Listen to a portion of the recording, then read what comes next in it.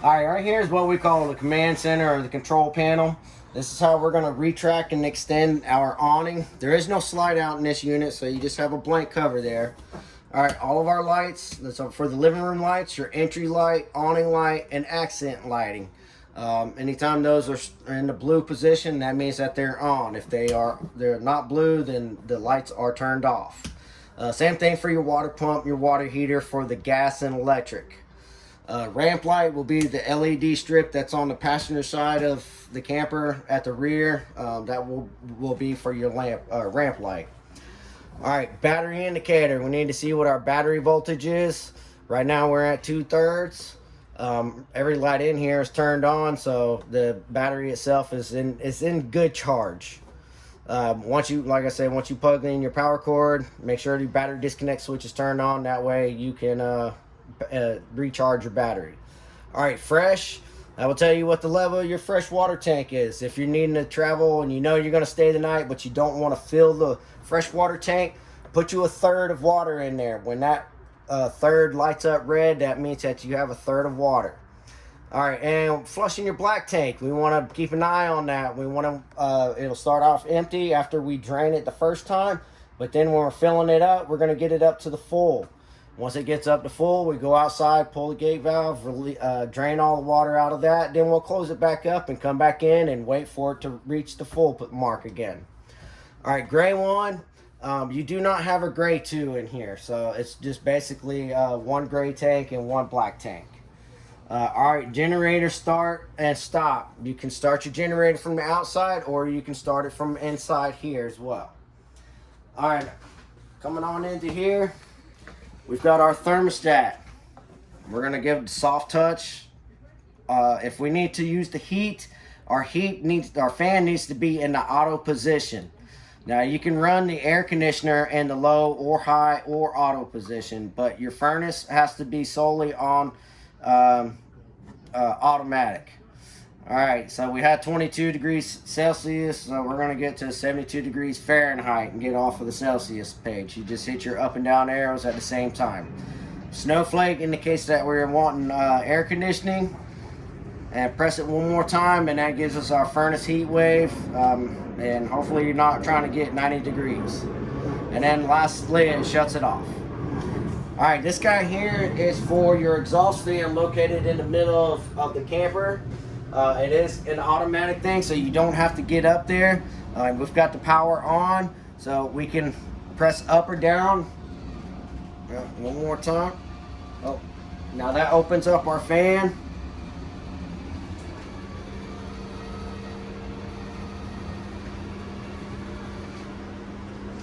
Now we can adjust our speed on this. Right now we're at 100%, but we can drop it down to, halfway if we need to, depending on how much air that you want to pull out of here. Then we can also adjust for temperature. If it gets to a certain degree outside, this will make it automatically open up and turn the fan on.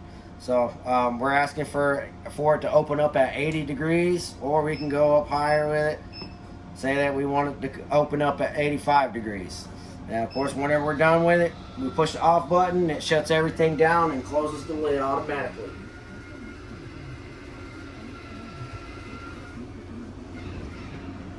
All right, over here is where your solar panel display is.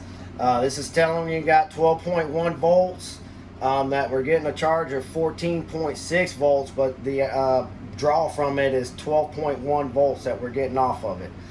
You can read your information or your manual on this, and that way you can get a better understanding of how this works.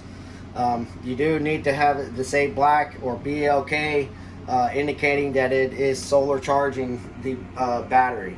You can shut it off where it's not going to be solar charging the battery, so make sure you're in the sun. If you're planning on using the solar system to charge your battery, you need to make sure that is your solar panel is in the sun, which is located at the back on the roof. Is a very large glass panel top up there, so please be careful if you do happen to climb up there, and don't step on it or trip over it and hurt yourself very badly. All right, TV, you have these straps right here to latch your TV in whenever you're transporting. Whenever you're not transporting, you may adjust it to whatever side that you want. All right, come over to there. Back behind here, we have what's our TV cable or our satellite hookup. Remember, we had 2 different connections outside. So if we're going to watch cable, we're going to connect to here. If we want to watch satellite, we're going to connect to there. Also, we have a button with the little green light. When I shut that off, that shuts the power booster off to the antenna. If you're wanting to watch local channels, you want to make sure that that is on. If you're watching satellite or cable, we need to make sure we shut that off. That will interfere with the TV reception. And also, leaving it off will not drain your battery either. It is a very high battery drainer. Alright, this is the other vent I was telling you about at the front side that we're going to open up this way to allow air to come in and then shoot to the other side on its way out. You can leave this open whenever it rains. Hurricane winds, I probably wouldn't leave it open, but normal rain showers, it's not a big deal to leave it open. Over here is where your CD, DVD, and your stereo is. This is a Bluetooth radio as well, and HDMI connections. So we have our zones. You only have Zone A and Zone B. And Zone B. Each of them are independently controlled as far as volume. So if you want to have Zone B, which is your outside speakers, if you want to have them a little bit louder than what's on the inside, just hit Zone B, then adjust your volume. And then Zone C is displayed on here, but there is no Zone C. So then we can turn this up. Zone A, depending on how you want to use the radio itself, how you want to listen to the music. And, there is a remote for it, or you can use the stereo itself. Alright, USB charge port. That little green light right there, when you're not using the camper, all of these little USB charge ports and that little green light are pulling power off of the battery. So that's why we want to shut the disconnect off whenever we're not using the camper. Also got a 110 outlet located here. You see with your TV and your cabinet here, you're going to have to be careful. But they also have a chain up there so that you cannot go very far. But some people will forget about it. You might forget about it that's in there and go and open it up and almost whack the TV. So be cautious of that whenever you are opening that cabinet. Definitely got some good cabinet space for here. Refrigerator. This is Dometic's new 12-volt compressor refrigerator, which is operated. We're going to turn this on, hold for 3 seconds. We have the light turned on. Freezer has its own separate cooling temperature control, but we can do the refrigerator from down here. Now, whenever you're boondocking and you need to have the refrigerator and freezer, you want to try to set everything at a very low minimal temperature. So you're going to go minimum there, and I'd go about 1 or 2 on here. That way you're not totally overpowering the battery whenever you're outside, and say that's, you don't have a lot of sun charging that solar, or the solar panel charging the battery. So this will be a minimum that it's going to run and keep your stuff cool but not cold. Now if you plugged in on shore power or got the generator running, yeah, you can crank them up to whatever temperature that you like. Now whenever we're done with the refrigerator, we're going to press and hold this for 3 seconds. Whenever we're done, the camper is at home being parked. We're not going to latch this. Here's our latch right here if we push it in. But whenever we need it to air out, we just simply let them rest on the stop right there. And it gives it a minimum amount for the air to get in and actually keep it from getting all funky, mildew, moldy smelling and stuff like that. Alright, power station. This is your power station that houses your 110 breakers and also your 12-volt fuses.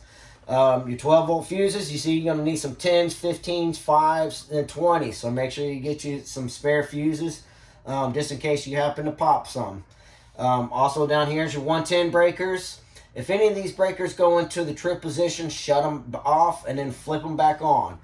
These are just like the ones at home. There's nothing different about them. They're just in a camper. Alright. Oh. Yeah. If any of the fuses pop, there's a LED that's going to emit next to the one that's popped. So if this 5 amp is blown, there's going to be an LED light that's going to emit right underneath it saying, hey, I'm the one that's popped. That way you're not taking needle nose and going, no, that one's good, no, that one's good. The panel itself will let you know which one is faulty. All right, kitchen area. We got the microwave up top here. Nothing fancy about it. It is 110 volt. Basically just like the one at home, it's just lower wattage. Most of the ones at home are 1100s. This one here is only a 700 watt, so you're going to have to configure it and add more time whenever you're cooking stuff, because most of the stuff that you microwave is for 1100 watt ratings, and you have to add more time if you have a lower wattage microwave. All right, hood vent and exhaust fan. Turn your light on. All the lights in here are LED, so it's low draw on the battery. The fan itself is not going to be low draw on the battery, so if you're trying to be conservative on your battery power, make sure you don't run out for too long. All right, stove here. We do have the cool accent lighting around the knobs themselves, or we can flip down to the bottom where it says 2, which will be your oven light. You have one spark igniter that ignites all 4 of your burning apparatuses. This one burner here is basically by itself because it's a high producing burner. If you need to boil water for eggs, hot dogs, macaroni and cheese, potatoes, what have you, this one here will boil water. Then you have your 2 nominals at the rear. Whenever you go to start your oven up, we're going to turn the arrow to the flame and we're going to press. Then we'll hit the spark igniter, which you will see the blue flame shine up underneath the bottom here. You'll see where all of the elements are. Once you have your pilot light lit, you may turn it to whatever your temperature requirement is, and you'll see the flame come rolling down the manifold. There's no indication that says, hey, I'm up to temperature. There's no light or anything like that. So when the oven is first firing off, it's a nice big bright flame, but whenever it gets to temperature, it will tune down to a low dim flame. So whenever you see that the flame is not quite as bright as it was, then that means that the oven's ready for you to put whatever you're going to cook in it. And then whenever we're done, we'll shut it off. That way we're not using up any LP. All right, little under cabinet light here. You press the button twice, that gives you your brightest light. When you press it once, it just takes you to the minimum one. Up here in the top, we have your bag with all of your remotes for your TV, your stereo. Also has toilet paper holders and hand towel holders, and all of your manuals for the camper itself. Your keys will also be located in this bag, which is up here above the kitchen sink. Also in this cabinet, you have your your decorated sink covers. They are located up top here. That way they don't get messed up or anything like that during transport. Alright, nice cabinet space up top with the frosted cracked glass. Alright, kitchen sink. This faucet, it does come out into a spray hose for you to have a stream or a spray. Back in, you also have your hot and cold. Make sure that you pull the handle out to have the water come out. Some people get confused and think that they turn it and it'll come on. Nice stainless steel 2-bowl sink. Get you some stainless steel cleaner. Make sure you wipe it out, spray it down whenever you're done using the camper. That way it's not spot rusted whenever you do come back to use it. Kitchen drawers.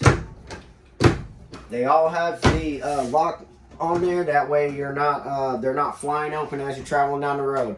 This is your silverware drawer, so you're going to keep all your big utensils, forks, spoons, knives, and what have you in there. Underneath the sink storage, be careful with your plumbing in there. And if you do decide to take those brackets or those backboards out, there are components back there like your water pump and all, so just be aware of that if you do decide to take those out. Alright, we've got the bunk area. Over here on this side, underneath this cabinet, is how you're going to lower and raise the system. Right now, both of them are engaged to bring the bunk down.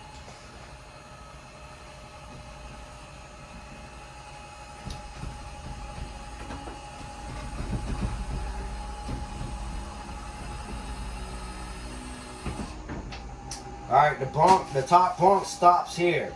It doesn't go down any further, and no, you can't stop it any higher. If you're gonna have the bunk down, this is what your bunk level is gonna be. You have your ladder, which is a travel strap to your ladder that goes out for your back patio whenever you have your ramp door down. That ladder there is also to get up on the top bunk here. Also on the top bunk, you have a big storage cabinet that goes all the way across, you know, to put the Nintendo Switches or any kind of devices, anything like that, toys or what have you. Alright, so we're going to continue to bring this down. We want to get the bunk up to stay up, so. Oh man, that was tight. This one right here is a little tight, so I'm going to loosen it up for you. That way it's not so tight. Man, that thing is on. Alright, I'm going to do this. Alright, over here, you'll see this latch right here. When the latch is pointed on the inside, that means that we're releasing the bunk. We want the bunk to come down. Whenever we put the flap outside of here, that means we have all four of them we got to do on the 2 in the front and the 2 in the rear. Once we have all 4 of these pulled this way, we raise it up. That will lock our top bunk up top, and then we can bring these down to wherever position that we need to. Before you fold these up, you have a lock on here that needs to be pulled out this way. This will allow you to, it's on the back side too. So this one you'll have to make sure you've got the door open, or you have one of these already folded up. Alright, and then of course you can lower and raise. If you're planning on transporting a golf cart, motorcycle, 4-wheel or what have you, you're probably going to have both of them up. And then you may even have this pulled down. I'm going to raise these up so that I can show you how to make these fall and adjust down.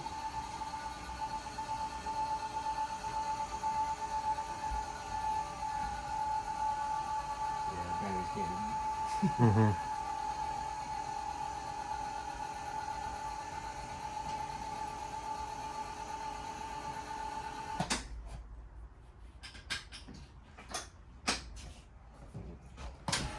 Shut it down. Shut it off. Sure.